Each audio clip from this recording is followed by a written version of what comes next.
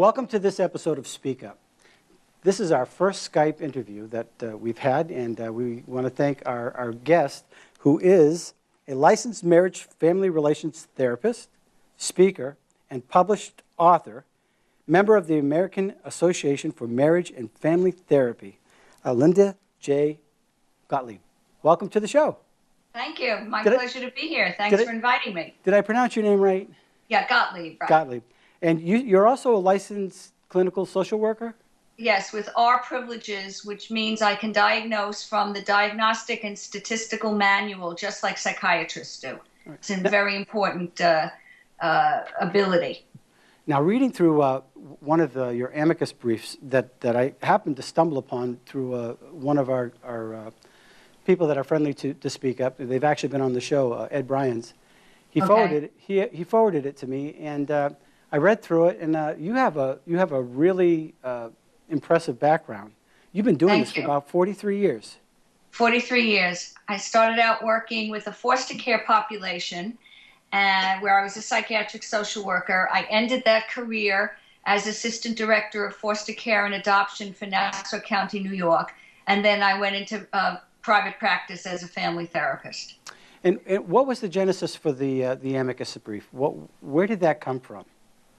Well, I collaborate with a lot of attorneys as an expert witness testifying in New York, and a lot of attorneys and lawyers for the child had no idea what the background is on alienation, which is what we're talking about here, the active process by one parent turning a child against the other parent. It's such a common, unfortunate, dysfunctional behavior that it happens to some degree in 80% of all cases. So I just felt that I had to do something to help people address this issue. And I'm very happy to say that on my website, I've had lawyers as well as parents contact me and submit my briefs around the country and even in Canada.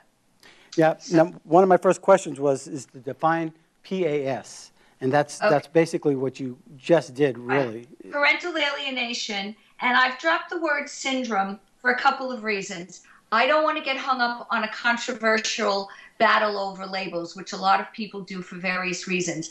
So I call it parental alienation or estrangement or crappy parenting.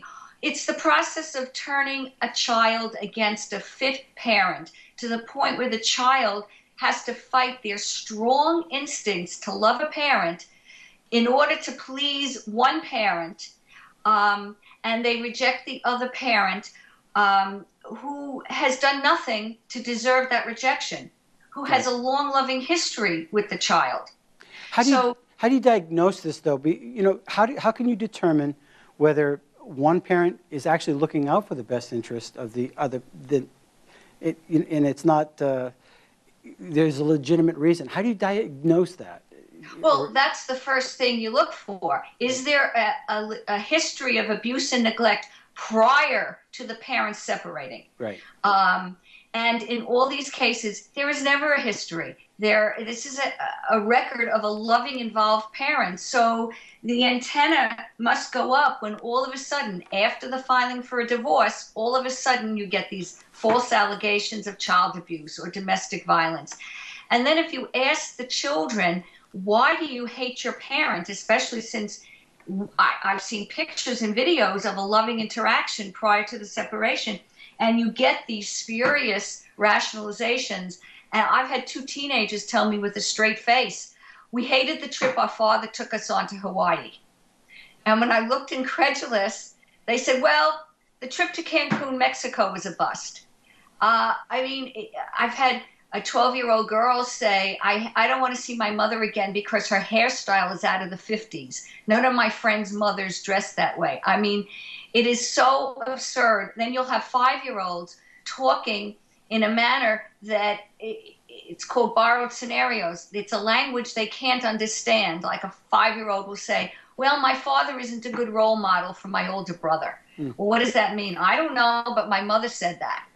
Well, I had one 7-year-old say, my father used to beat me. And when he couldn't cite any examples, I would say, well, what makes you think where does this come from? You can't even cite one example. And well, I know he must have beat me because my mom said he did. Now, they don't always reveal the source, but when it doesn't compute, and the biggest reason that the cognitive dissonance arose for me with this population is I compared them to the foster care population, which was truly abused and neglected. Right. And they all still craved a relationship with their parents. And their two most asked questions were, when can I go home and when is my next visit? They never said anything negative about their parents. They usually defended their parents, denied any abuse. So it didn't make sense that children from a supposed healthy family all of a sudden develop this animosity. And the only explanation is a brainwashing by the other parent or the other parent's relatives. Sometimes it's grandparents. Interesting. I just got a call today from the Center for Redress that we opened up. And this individual said that, her husband, they got divorced. Her husband now is being alienated from his son, and the ex-wife accused him of sexual molestation. Mm-hmm. Well, he went through one court order, psychologist, up to 4, and he passed with flying colors. The courts hired another psychologist, and which he got very defensive with, and they put in a sealed envelope to their finding, and of course the court took that testimony above the other 4. Is this common practice? It's a very common practice, and it's very unfortunate, and it's actually reprehensible. It's like the court had made up their mind in advance what they were going to decide, and they kept searching until they found the hired gun who was willing to do that. And these allegations of child abuse, particularly sex abuse, it's such a common alienating maneuver and so effective because whenever it happens, the visits are always suspended. If it's not by the court, it's Child Protective Services. Right. Now, contact between the child and the targeted parent is the greatest antidote to the alienation. So now you have a situation where there's no antidote.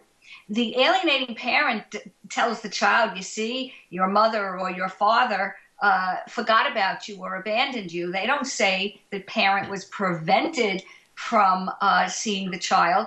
So it's a snowball effect, and the damage is terrible. Now, what's even worse, in those cases where CPS says resume visits, there are absolutely no grounds to the allegations. Now, all of a sudden, oh, I'm afraid. Now the child's afraid because of all the brainwashing. And now they say, let's go slowly, reinstating contact. That's the worst thing to do. Right. Why aren't you removing the child from the person perpetuating abuse? This is psychological abuse of a child, and it is now called that in the DSM-5. Well, that's what I wanted to ask you. When parents are separated from their children, there's a laundry list of side effects that come along with that. In reading your brief, I think there was something about real sex offenders, children who've been raped or actually really abused, have a better chance of surviving than children who have been not abandoned, but separated from their parents unlawfully. Actually, that has been the findings of my colleague here. And yes, children who are subject to abuse by a stranger, actually do better than children who are abused by a relative, because it goes to the basic issue of trust. Right. If your own parent violates this basic trust, you just don't develop trust with anybody else. If a stranger does it, it's still a horrendous experience. I don't want to minimize that. But you don't have the same trust issues. It's not a parent violating a child.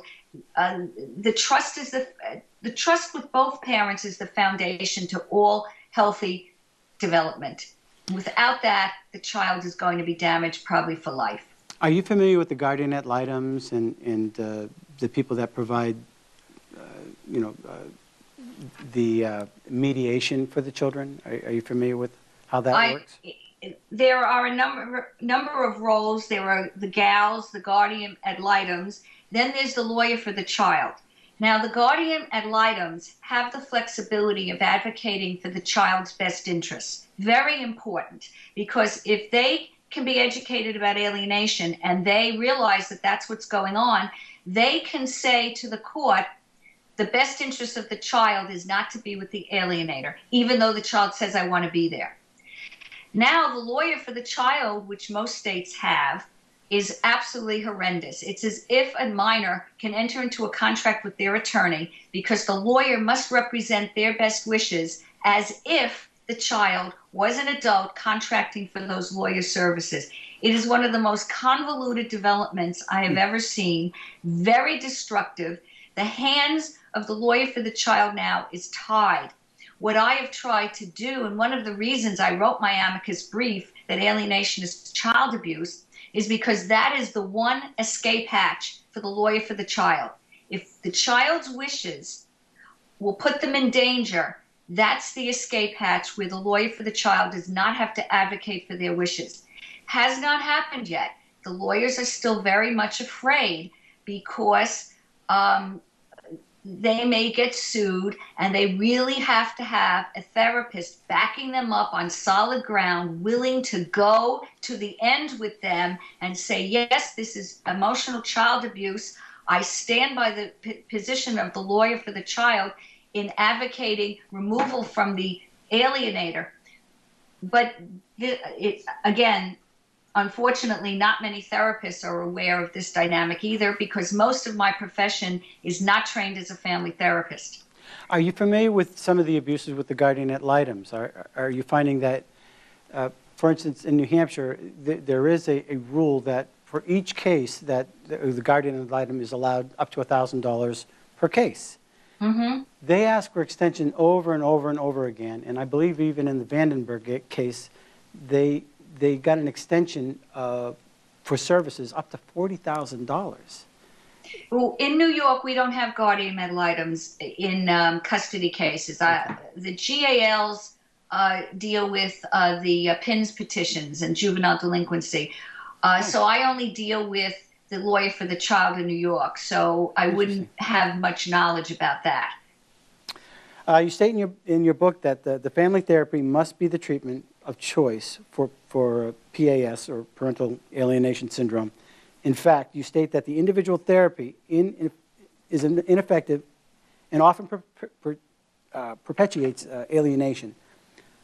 Can you explain this a little bit? That is correct. When in individual treatment approaches, the child talks to the therapist. Now, what is a child going to report? First of all, client self-reporting, even by adults, is very subjective. We all know that. We all say, well, there's his story, her story, and the truth is somewhere in the middle. Now you take the immature cognitive development of a child, their inaccuracy is compounded.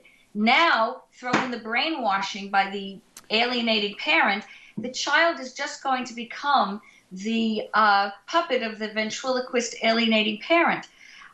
Unfortunately, most of my profession, except for family therapists in general, treat the child as if they were conceived of the Immaculate Conception. Right. They never reach out to the other parent and say, let me hear your side. Well, it's an incomplete picture, and it's like listening to one side of a debate and saying, I'm going to vote for that side. Who would do that? What rational person would do that?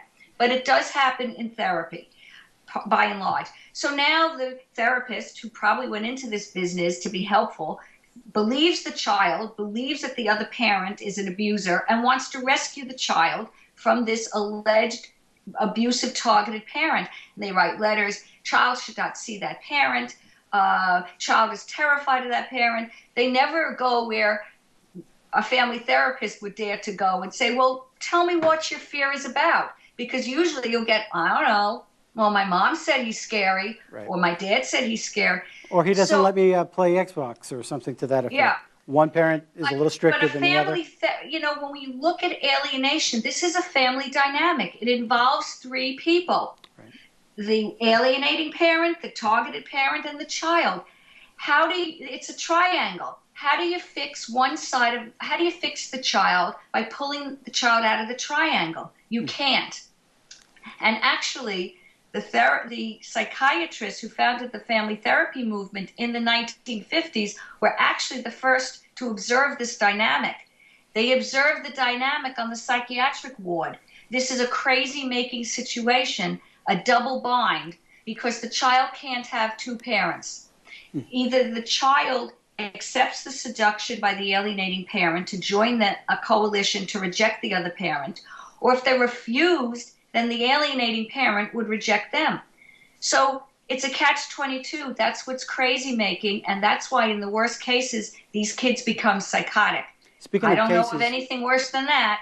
Speaking of cases, is it usually one-sided? Is it usually the mother or the father that does the parent, the alienating, or? No, even Richard Gardner, who first I labeled this dynamic in 1985, obviously was not the first to have observed it, as I just stated, going back to the 1950s. He first gave it a label. He did initially think it was mostly the mother, and most people initially thought that too. Our thinking is totally revised. All the research now shows, and even Gardner before his death in 2003 acknowledged, that fathers will alienate in equal percentages to mothers when given the opportunity. It's just that they don't have the opportunity as frequently because most often, it's changing, but most often the mother has residential custody and therefore the opportunity. But in percentage-wise, it's an equal phenomenon. I remember reading in your amicus brief, and I think you stated in your book as well, but you advise that you do not give the child the ability to make the choice between one parent or That's the other. right. That's right. How do you put a child in that position? Which arm should I cut off, the right arm or the left arm? I mean, do you ask a child, do you say to a child, well, what is your thinking about attending school today? Or, do you think you should get that meningitis shot because your life is in danger? I'll give you the option. Well, there's certain things that are left to the parental authority. So that when the alienating parent says, oh, I don't do anything to interfere with the relationship between my child and the other parent, well, that's not good enough. Parenting is proactive. You have to take an active stance in getting the child to do what you want them to do, attending school, attending medical appointments, having a relationship with the other parent. Children shouldn't get to decide that. Well, you bring up the fact that that children under 18 aren't allowed to be on jury duty. Sit on juries. There's a reason for that. Right. And I still submit that if you were standing trial for something and every one of your jurors was only 18 years old, how comfortable would you feel? Not too good. So, 18 is the minimum age to make decisions, but do we really have wisdom at 18? No. A child can't theorize what it's like to have a parent absent from their life. They don't have that abstract ability. The ability to think abstractly doesn't begin until the age of 13. It doesn't mature until at least 18 or later. So why are we asking children, do you want a parent in your life? They don't know what's in their own best interest. These cases are supposed to be decided on the basis of what's in the child's best interest. Children do not have the cognitive facility to know what's in their best interest. They would have chocolate candy for dinner. Right. They would spend their day playing video games and forget about school. Now, what is the name of your book, by the way? It's called The Parental Alienation Syndrome, a Family Therapy and Collaborative Systems Approach to Amelioration. And it can be found on... You can get it on Amazon. Amazon is the best way to get it. And you have a website? I have a website, parentalalienation.com. Everything on there is free and can be downloaded for free. It's something that a service I offer. All my amicus briefs are there. I don't charge to sign the amicus briefs. I wait till a few accumulate. I take them to my bank, which does notarize for free. I just ask that people submit an adequately stamped self-addressed return envelope. They must be filed in support of some other petition of redress of parental rights. They can't stand alone. It supports a petition in custody and visitation cases. There are also a number of articles that I've written there, how to document that this family dynamic exists. Research that 50-50 physical custody is in the child's best interest. There's a wealth of information there. All can be downloaded for free. So you're doing this for free. Why? Because I want children. I care about children. I am a victim of parental alienation myself. I know the effects and what I've had to do to recover from it. And I am hoping that other children will be spared going through this. Have you had any success with these amicus briefs? Have they been effective in the courts? Do you know any of the results? It's a recent service that I've offered, and you know how these cases drag on for years. Right. A number of them have been accepted by the court, which is good because they're being entertained. A few, the judges, when they don't want to hear anything, they will say, I'm not accepting something from someone who's not in person.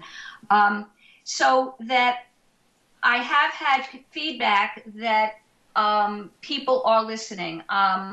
In one situation, I recently testified on an Alabama case. I did a deposition, and the lawyer for the child was in favor of the alienating parent. When it came to have the deposition admitted into evidence, the lawyer for the child did not object to the evidence, to my deposition being admitted. I take that as a positive sign that maybe she was influenced. Of course, the attorney for the alienating parent objected. So it's hard to say. It's also hard to say what goes into all the criteria for judges' decisions. But I've been contacted by lawyers all over the country now. So if lawyers are making that decision that they're helpful, I would think that they must be. You put it in a couple of quotes from the Bar Association, also from some of their findings as well. I was trying to scramble through and try to find it. Something about the Bar Association recognizing that this parental alienation is abuse. Well, the American Bar Association was the publisher of a book called Children Held Hostage by Clower and Rivlin. Yes. And they followed, I think it was 700 children or families over a 12-year period. And they themselves concluded that some degree of alienation exists in 80% of all cases. And the problem is that it is a progressive syndrome like alcoholism. So the earlier you intervene, the better. But with the legal system the way it is, these cases drag on forever. I've seen cases start out with virtually no alienation, and by the time it was adjudicated, ended up in severe alienation. And it's really a travesty and so unnecessary. I mean, if every lawyer and every judge just asked themselves one simple question: how hard would it be for me to reject one of my parents? We all know the answer to that. You don't need to be a therapist. A prudent person's perception would say very hard, if not impossible. So why doesn't the red SOS go off for these judges when they hear it? Oh, she doesn't want to see her parent. I mean, it doesn't make any sense to me. Right. And yet these cases just drag on. They need to treat these cases according to a legal principle called time is of the essence. It is so crucial because we're sitting in judgment of children's lives. Right. And their lifelong decisions that affect them for the rest of their lives. That's right. Linda, I think we're running out of time. How can people get in touch with you again? Okay, my email address is lmft@verizon.net. All that contact information is on my website. So I'm happy to And you're on Facebook, too. I'm on Facebook, Linda Case, K-A-S-E Gottlieb. So anyone who befriends me there, they can be in touch with me there too. I have a secret support group, which they can get admission into once they document that they're really a victim of alienation. And that group has over 1,100 members, and some are extremely active, and there are a lot of success stories of reunification on there and a lot of coaching from one alienated parent to another. It's really been a great support group. So they can be added that way. Linda, I really appreciate you coming on the show. Can we ask you to come back at another time? Absolutely. My pleasure. Okay. Thank you. Well, thank you very much. And Okay. thank you for watching Speak Up, and we hope that this information has been very helpful to you. Check her out on Facebook, and if you want to, look at this document, she's got a laundry list of credentials, and I highly recommend it. If you need help, give her a call. And we want to thank the Center for Redress of Grievances, LLC, for sponsoring this show. Until next week, thanks for watching Speak Up.